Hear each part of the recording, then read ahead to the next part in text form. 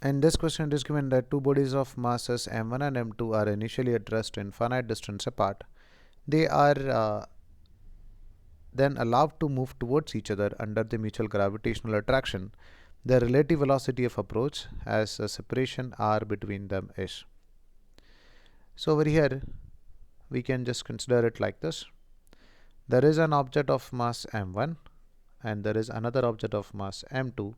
Initially, they were at infinite separation, and m1 is attracting m2 with a force F and m2 is attracting m1 with the same force. So for because of attraction, when they reach, they will move towards each other, and when they reach at a distance, let's say that is equal to r, assume that this v1 is moving, m1 is moving with the velocity v1 towards m2 and m2 is moving with the velocity v2 towards m1. So in a relative velocity of approach, as we already discussed the term relative velocity in kinematics. So relative velocity of approach means nothing but as they are moving towards each other, the relative velocity of approach is nothing but v1 plus v2 as their direction of velocities are in opposite direction. Now, so Rm is to find out what about the value of v1 plus v2. So first of all, we need to have the value of v1 and then the value of v2. So let's see how to find out the value of v1 and v2. So here we need to use two concepts. One is conservation of momentum and another one is conservation of energy.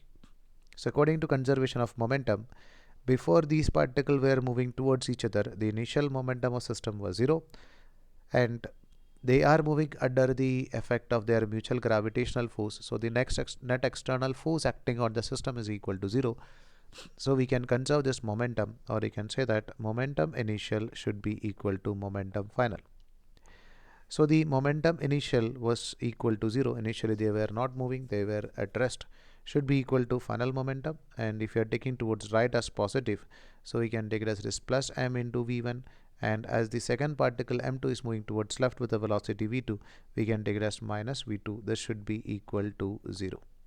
So in magnitude wise, we can write m1 v1 should be equal to m2 v2, or m1 v1 should be equal to m2 v2, or you can write it as this v2 in terms of v1. v2 is going to be m1 v1 divided by m2. So just take it as one equation number 1. Now we'll use another equation related to conservation of energy. Conservation of energy states that if non-conservative forces are not acting on the system, total energy initially is going to be total energy final. Here the conservative force is nothing but only gravity is acting on that. There is no other non-conservative force like a friction is not acting on the system. So we can conserve energy, or we can write total energy initial is going to be total energy final. So total energy initial means sum of its kinetic energy initial plus potential energy initial is going to be kinetic energy final plus potential energy final. Now the initial kinetic energy is 0 as both the particles were at rest, and final initial potential energy is also equal to 0 as they were at infinite separation.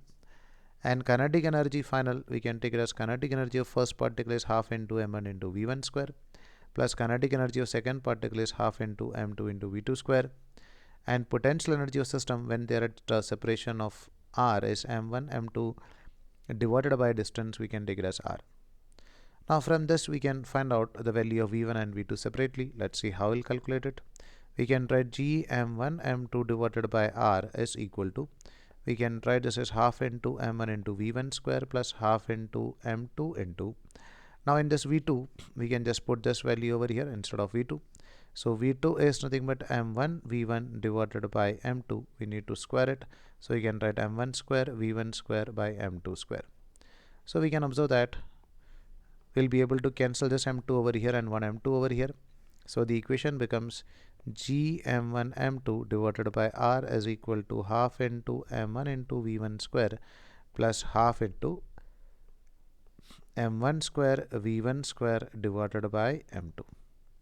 So we can take this g m1 m2 by r is equal to, if I am taking this half as common and m2 as LCM, this is going to be m1 m2 into v1 square, or even we can take this v1 also common. So if I am taking this v1 square divided by 2 as common, remaining thing is m1 plus m1 square divided by m2, which can be written as m1 m2 plus m1 square the whole divided by m2. So we can observe that from the equation we'll be able to cancel these terms. That means the terms of m1, so we can take an m1 from here and we can take an m1 from here and we can take an m1 from here and we can cancel it. So the equation becomes gm2 divided by r is equal to v2 square divided by 2 into, it becomes m2 plus m1 divided by m2. So we can write the value of this v1 square is equal to 2 into g into m2, that is m2 square divided by r into m1 plus m2. So this is the value of v2, or you can write the v1 square, or you can write the value of v1 is equal to under root of this. Square of m2 square is m2, and that is the remaining thing is under root of 2 into g into r divided by m1 plus m2. Now same as like this, we can write the value of v2. So v2 is going to be m1 into under root of 2 into g into r divided by m1 plus m2.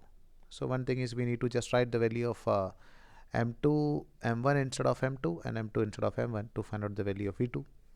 Now our aim is to find out the relative velocity of approach, which is going to be v1 plus v2. So the value of v1 plus v2 can be written as m2 into root of 2g divided by r into m plus 1. So root of 2 into g divided by r into m1 plus m2 plus v2, which is nothing but m1 into under root of 2g divided by r into m1 plus m2. So we can take this 2g divided by r into m1 plus m2 as common. So remaining thing is going to be m1 plus m2. So this is under root of. So if you are taking this m1 plus m2 inside the root, so it is going to be 2g into m1 plus m2 the whole square divided by r into m1 plus m2 under root of this. So we can observe that this m1 plus m2 and m1 plus m2 over here get cancelled. So this can be written as nothing but 2 into g into m1 plus m2 divided by r under root. That will be the value of their relative velocity of approach.